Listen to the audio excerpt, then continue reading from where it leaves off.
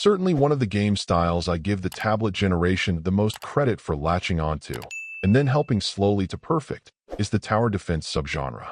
While some form of them had been around in the past, the fact that controlling them is touchscreen friendly, that they don't tend to be that incredibly complex, and that they can be enjoyed in pretty bite-sized sessions made them perfect for a semi-casual crowd.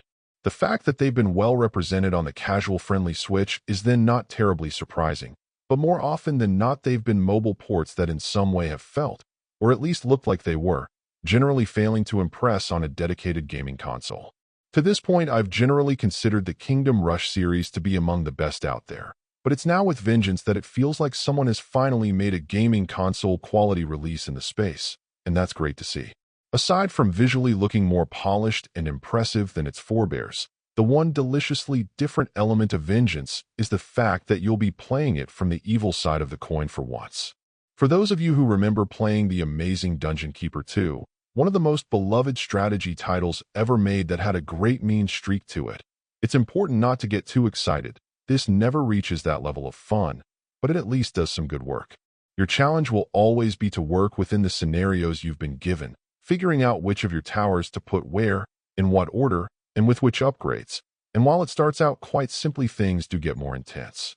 The great wild card the game has is that every time you start to feel like you have a good base setup that can take all comers, some new unit will come along that will ease right on through your defenses and make you feel stupid.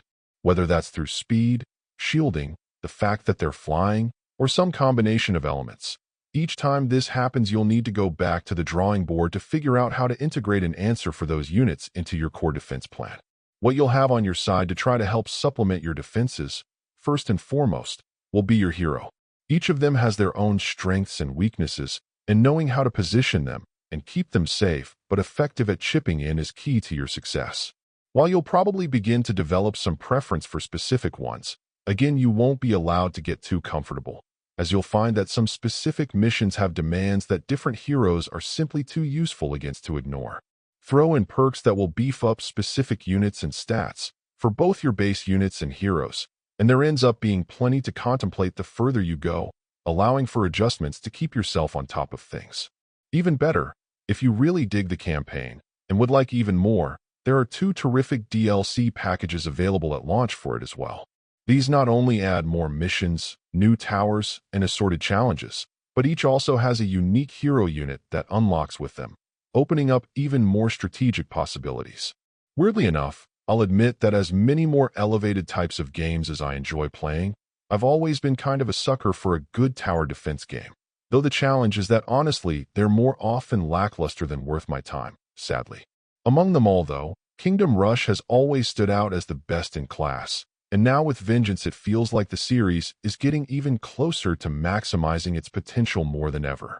Overall, my final score for the game ended up being a 9.1. And if you're interested in picking it up, it's currently available on the Switch eShop for $19.99. Thank you for taking the time to listen to this review. And if you'd like more information or ideas of indie games worth checking out on Switch, be sure to click on the link provided in the description. Until next time.